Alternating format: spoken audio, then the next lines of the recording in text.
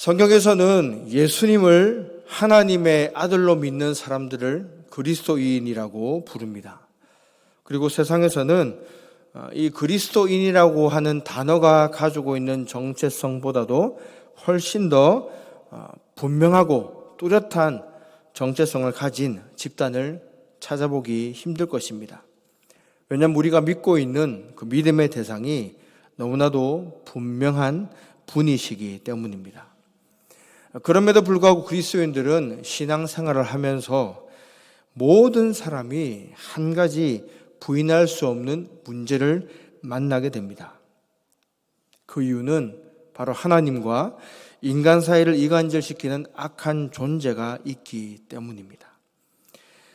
우리가 하나님을 사랑하지 않게, 덜 사랑하게, 하나님과의 관계가 조금이라도 가까워지려고 하면 그 관계를 파괴시키고 멀어지게 만들기 시도하는 이 악한 무리들, 이 마귀와 사탄이 늘 우리의 호시탐탐 틈을 보고 있다는 것을 우리는 항상 기억해야 된다는 겁니다.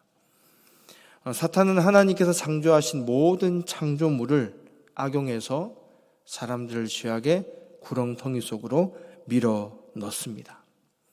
예수님께서 금식 기도를 40일 동안 하시고 기진맥진한 상태에서 그 어느 때보다 양식에 굶주려 있는 그때에 성령님께서는 광야로 예수님을 내몰아 가십니다.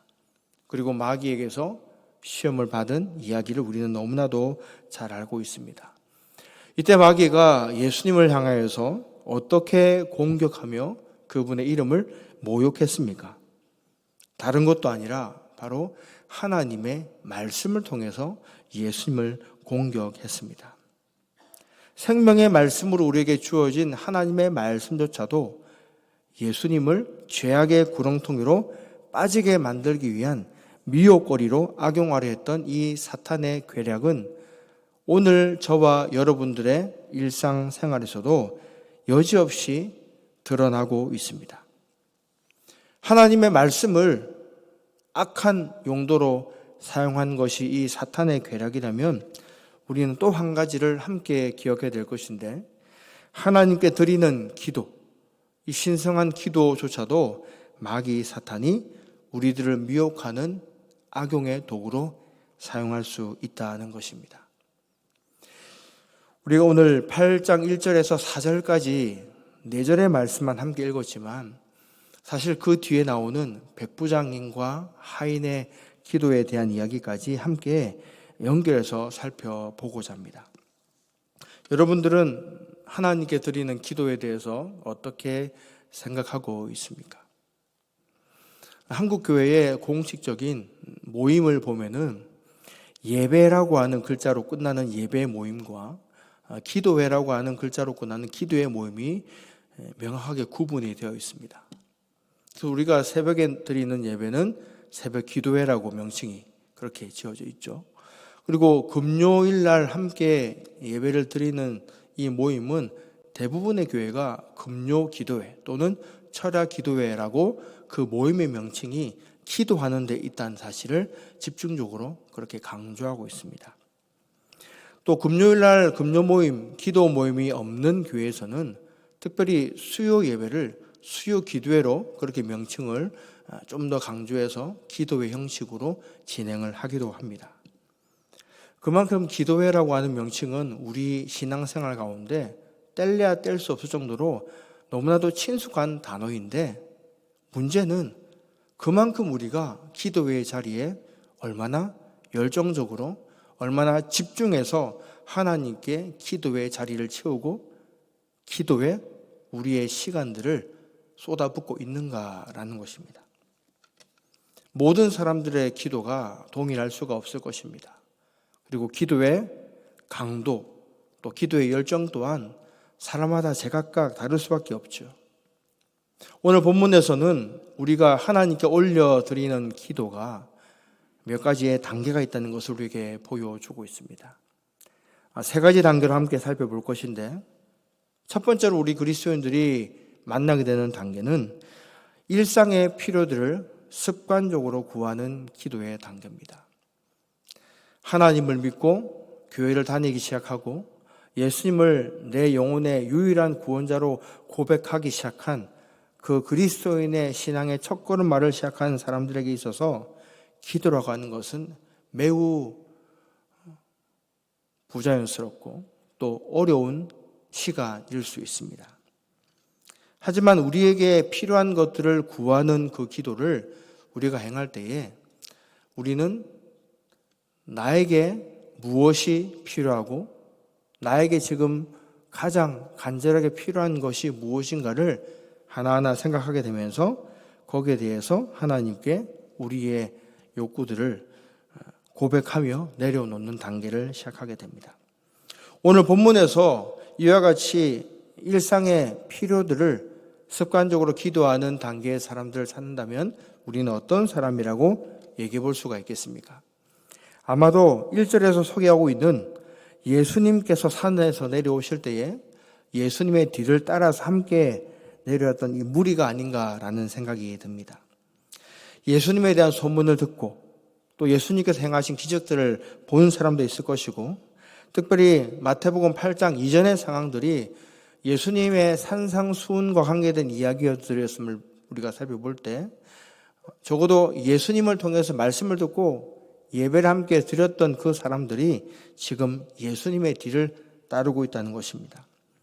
예수님, 이분이 얼마나 대단한 존재인지에 대해서 어느 정도 알고 있는 무리들이라고 할 수 있습니다. 이 무리들의 마음속은 어땠을까요? 하나님께서 주신 생명의 말씀, 그 말씀이 그들의 마음속에서 생명력 있는 말씀으로 움직이는 그 능력들을 분명히 마음 가득히 담고 내려오고 있었을 것입니다. 각자의 인생 가운데서 맞닥뜨리고 있는 쉽지 않은 문제들이 분명 있었을 것입니다. 그러나 하나님의 말씀을 그들이 그 마음속에 듣고 또 마음 가운데 간직할 때에 최소한 자신들이 가지고 있는 문제가 그렇게 크거나 심각하게 보이지 않을 정도로 그들의 마음 가운데는 하나님 향한 믿음들이 조금씩 싹트고 있었습니다. 여러분들 예수님께 하나님께 기도할 때 그 기도의 첫 시작은 바로 나에게 분명하게 필요한 필요들로 인해서 그 기도가 시작된다는 것을 우리는 반드시 기억해야 됩니다. 기도의 시작은 우리의 필요로 시작이 되지만 그것이 우리 기도 생활의 모든 시간을 차지하게 두어서는 안 된다는 것도 함께 염두에 둬야 될 겁니다. 두 번째 기도의 단계는 바로 절박한 상황에서 있는 힘을 다해 간절하게 구하는 기도입니다. 오늘 본문을 보면은 나병 환자가 나오는데 이 나병 환자가 얼마나 큰 고통과 사회적인 고립으로 극심한 스트레스를 받으면서 삶을 살아왔겠습니까? 중환병으로 생사를 오고 가는 사람들이 바로 이와 같은 기도를 드리는 사람들이라고 할 수 있을 것입니다. 육체의 건강에 관한 문제에만 국한한다면 중환병이라고 할 수 있겠지만 우리가 육체의 문제뿐만 아니고 우리가 이 땅에서의 삶을 살아갈 때 경제적인 위기와 또 정서적이고 심리적인 불안한 마음들을 느끼게 되는 모든 절박한 상황에 놓여 있는 사람들이 바로 이와 같은 처지에 있는 사람들일 것입니다. 오늘 본문에서 나병 환자를 우리에게 소개하고 있는 이유는 이 나병 환자의 말로 이 시대에 하늘에서 천벌을 내린 사람들과 상종치 못하게 하는 최악의 경우의 수이기 때문입니다. 나병 환자들은 환자가 나병에 걸렸다는 것을 확인될 때부터 사회적으로 영원한 고립 상태에 놓여지게 되었습니다. 가족들에게서도 철저하게 끊어져야만 됐고 일상적인 삶으로 돌아가는 것은 거의 불가능한 상태에 있는 환자였습니다.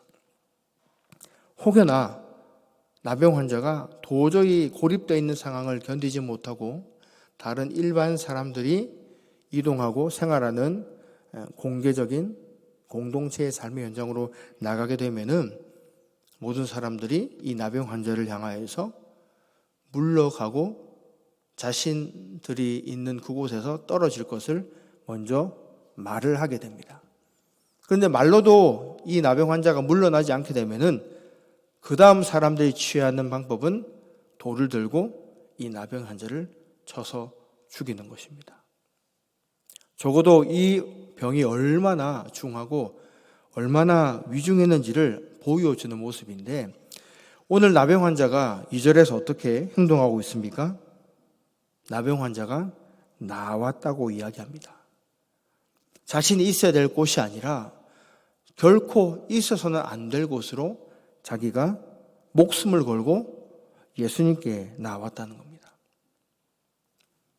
예수님에 대해서 이 나병 환자가 어떤 이야기를 들었는지는 우리가 확인할 수 없지만, 최소한 이 나병 환자의 마음속에는 어떠한 간절한 외침이 있었겠습니까? 적어도 이 예수님이라고 하는 분에게 내가 다가간다면은 내가 가지고 있는 이 모든 중한 병의 근원을 확실하게 치료해 주시고 내 인생을 새롭게 변화시킬 능력이 있는 분이라는 그 믿음을 이 나병 환자는 가지고 있었습니다. 그리고는 이렇게 얘기합니다. 주여, 원하시면 저를 깨끗하게 하실 수 있나이다. 이 한마디의 짧은 외침이 예수님 귀에는 그 어떤 사람들보다도 간절한 기도의 메아리로 들렸을 것입니다. 단 한마디의 외침이었지만 이 외침 속에는 그의 생명까지 걸고 그가 도저히 해서는 안 될 행동을 할 정도로 그가 간절하게 하나님께 기도하는 그 기도의 내용들이 그대로 담겨져 있지 않았겠습니까? 우리 사람들은 참 어리석게도 무엇인가 급박한 상황이 되었을 때에 그제서야 무엇인가를 해야 된다는 생각을 합니다. 평소에는 그저 내가 해결할 수 있는 문제거리들이 내 주위에 있을 때에는 내가 얼마든지 이 문제를 해결할 수 있다라고 생각하고 하나님께 간절하게 부르짖는 시도를 하지 않는다는 것이죠. 그러나 저와 여러분들이 한번 이 나병 환자가 되었다고 한번 상상을 해보시기 바랍니다. 제가 부산에서 사역을 할 때 중등부 학생들과 함께 손양원 목사님이 사역하셨던 애양원의 수련회 한번 간 적이 있었습니다. 그 수련회 순서 가운데 마지막에 그 나병 환자들 그분들과 함께 대면해서 신방을 하는 시간이 있었습니다. 그러니까 다행히 그분들에게는 이제 병을 옮기는 그 병원균이 없다는 것이 확인된 분들이었는데 이제 고침을 받은 분들이죠. 완쾌하신 분들인데도 불구하고 코가 흘러내리고 또 눈꺼풀이 흘러내리고 형체가 원래 원형에서 많이 일그러져 있는 그런 모습을 대면하게 되었는데 그분들과 함께 하면서 얼마나 이 병이 중한 병인가를 눈으로 똑똑히 확인할 수가 있었습니다. 처음에는 함께 수련회 갔던 중학생들도 너무 무서워가지고 말을 하지 못했는데 이제 그분들과 함께 이런저런 얘기를 하고 또 그분들이 알고 있는 성경 암송 구절들을 이렇게 저희들한테 암송해 주시는 것들을 들으면서 어느 정도 시간이 지나니까 이제 우리 학생들의 얼굴도 표정이 조금씩 펴지는 것을 확인할 수 있었습니다. 이 시대의 이 나병 환자들은 그야말로 도저히 상종할 수 없는 부류였습니다. 그리고 이 나병 환자를 대하는 예수님께서는 어떻게 반응하셨습니까? 예수님께서는 굳이 이 나병 환자를 손으로 만지시지 않으셔도 되는 분이었습니다.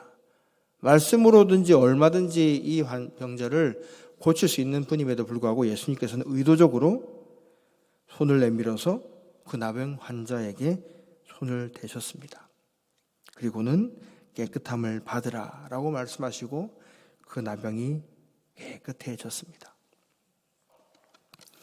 여러분이 예수님이라면 이 나병 환자에게 어떤 얘기를 하셨겠습니까? 너의 병이 기적같이 나았으니 이 병을 치유해 주신 분이 바로 하나님의 아들 예수님임을 만방의 모든 사람에게 전해라.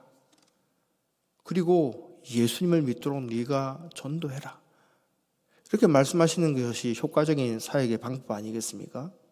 그러나 예수님께서는 오히려 삼가 아무에게도 이르지 말고 제사장에게 가서 너의 몸을 보이고 그것이 확실하게 나았음을 확인받으라고 이야기합니다.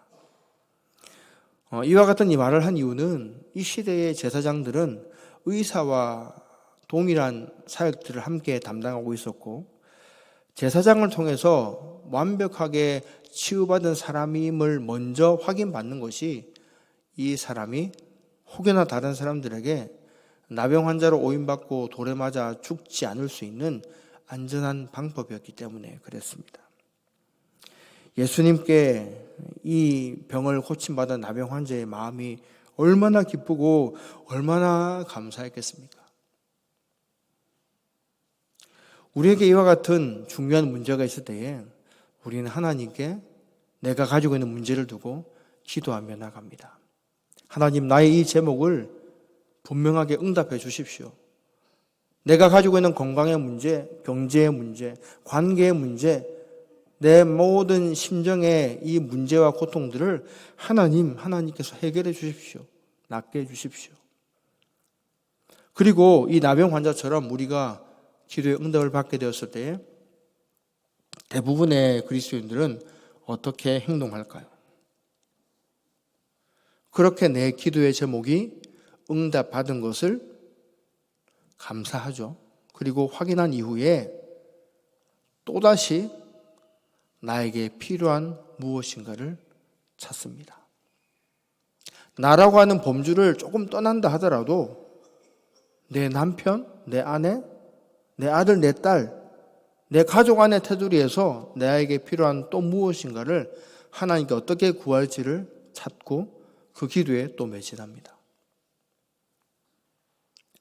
그러나 만약 하나님께서 우리에게 이 기도의 놀라운 능력을 허락해 주실 때 나에게 필요한 것들만 채우고 나에게 급박한 무엇인가를 갈구하는 것에만 그 기도의 시간을 할애하기 위해서 우리에게 기도를 가르쳐 주신 것이라면 그것이야말로 사탄에게 농락당하는 아주 중요한 시점이라는 겁니다. 제가 어릴 때도 많은 권사님들이 교회에서 하루 종일 기도하시고 찬송 부르시고 그렇게 교회를 지키시는 분들이 참 많이 계셨습니다. 그런데 제 어린 나이에 참 충격적인 모습을 보게 되었습니다. 너무나도 기도를 많이 하시는 권사님이셨어요. 정말로 기도하면은 둘째가라면 서러울 정도로 그렇게 열심히 기도하시는 분이었는데 이제 그분이 저희가 살고 있는 집에 뒷집에 사셨거든요. 그 뒷집의 주인이셨습니다. 근데 하루는 그 집에 새들어 살고 있는 그 전세자와 말다툼이 생긴 겁니다. 근데 그 권사님이 얼마나 그렇게 역정을 내시면서 고함을 고래고래 지르시는지 저분이 권사님이 맞나 얘기가 돌 정도로 그런 모습을 보고 충격에 빠진 기억이 있습니다. 제가 이제 나이가 들고 여러분들을 대하면서 느끼게 되는 것은 기도를 많이 하고 또 기도를 열정적으로 하는 것 아주 중요합니다. 그런데 그 기도의 방향이 나라고 하는 테두리, 나와 관계된 테두리 안에서 막히게 되면은 그러한 기도만큼 내 중심적이고 이기적이고 개인적인 기도자가 없다는 것입니다. 하나님께서는 오늘 본문을 통해서 기도하는 사람들이 기도할 때에 빠질 수 있는 가장 큰 딜레마가 무엇인지를 보여주고 있습니다. 그것이 무엇입니까?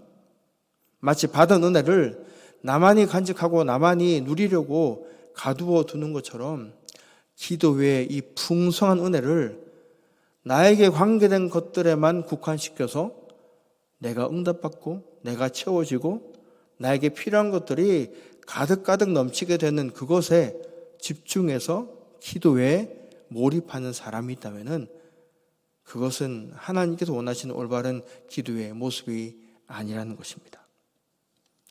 그렇다면 하나님께서 원하시는 기도의 모습이 어떤 것이겠습니까? 바로 하나님의 목적을 이루는 예리하고 날카로운 능력의 기도라는 것입니다. 이와 같은 기도를 누가 가장 확실하게 보여주셨습니까? 바로 예수 그리스도이십니다. 예수님께서 마지막까지 자신의 피와 땀을 흘리면서 온 인류의 죄를 대신해서 십자가에 달려 돌아가실 때 마지막까지 어떻게 기도하셨습니까? 자신에게 못질을 했고 허리에 창을 찔러댔던 그 로마 병사들, 자신들이 어떤 일을 하는지도 모른다고 얘기하면서 저들의 죄를 용서해달라고 말씀하셨습니다. 정말로 자신과 전혀 관계없어 보이는 사람들 향한 예수 그리스도의 기도가 바로 진정한 기도의 모습이라는 겁니다. 우리가 읽진 않았지만 오늘 본문 뒤에 보면은 백부장의 기도가 나옵니다. 백부장이 자신이 너무나도 아끼는 하인이 병들어 죽게 되었을 때에 예수님에게 자신의 하인을 제발 살려달라는 기도를 하는데, 예수님께서 백부장의 집으로 가려고 하실 때 백부장이 어떻게 행동합니까? 자신은 예수님께서 내 집으로 오는 것도 감당할 수 없다고 말하면서 말씀만 해달라고 이야기를 합니다. 이 시대의 백부장과 하인은 전혀 이해관계도 없고 정서적으로도 그저 사람 취급받지 못하는 노예와 집주인의 관계였습니다. 그런데도 이 백부장은 자신의 친척도 아니고 가족도 아니고 형제도 아닌 이 하인을 위해서 간절하게 기도하는 모습을 우리에게 보여주고 있습니다. 이 기도의 모습이 무엇입니까? 바로 내가 아닌 다른 영혼을 사랑하고 지극히 아끼는 그 마음에서 가능한 기도의 내용이라는 것입니다. 우리는 언제나 하나님의 은혜가 간절하게 필요한 존재들입니다. 우리의 몸은 시간이 지나면 약해질 수밖에 없고 병마에 시달릴 수밖에 없는 연약한 모습입니다. 때로는 내 건강과 나에게 필요한 것들을 구하면서 기도하는 것이 간절하게 필요할 때가 있습니다. 그러나 그 기도가 우리가 하나님께 드리는 기도의 마지막 지점이 아니라는 것을 우리는 기억해야 됩니다. 우리의 필요, 우리에게 필요한 모든 것들을 향한 기도의 제목들이 우리가 하나님께 나아가는 기도의 출발점은 될 수 있지만 그것이 우리 인생의 결승점이 되어서는 안 된다는 것이죠. 저와 여러분들의 기도는 지금 어느 방향에서 하나님께 외쳐지고 있습니까? 우리의 필요를 위한 기도가 잘못됐다는 것이 아니고 그 기도를 통해서 하나님께 은혜를 받게 되고 응답을 받게 되었을 때에 우리는 거기에서 머물러서는 안 된다는 겁니다. 나에게 내 필요를 채워주신 하나님의 기도가 다른 영혼들을 살릴 수 있는 기도의 통로까지 연결이 되어서 그렇게 나의 부르짖음이 하나님이 원하시는 마음과 하나님의 시선이 닿아 있는 곳까지 이어줄 수 있는 기도로 연결이 돼야 된다는 것입니다. 저와 여러분들에게 주어진 기도의 시간은 하나님이 주신 놀라운 은혜의 이 풍성함이 모든 사람들의 죄를 덮고도 풍족하게 남을 수 있는 능력과 사랑의 힘이 있는 하나님의 존재를 우리에게 끊임없이 보여주고 있습니다. 기도의 자리에 기도를 멈추지 마시고 기도하는 그것에 두려워하지 마시고 내 기도를 이루어주신 하나님 앞에 더 크신 하나님이 더 많은 영혼들을 하나님께 인도할 수 있는 그 통로로 저와 여러분들의 기도의 시간들을 지금도 간절히 기다리고 있다는 사실을 믿음으로 깨닫는 은혜가 있기를 주님의 이름으로 간절히 부탁드립니다. 사랑하는 아버지,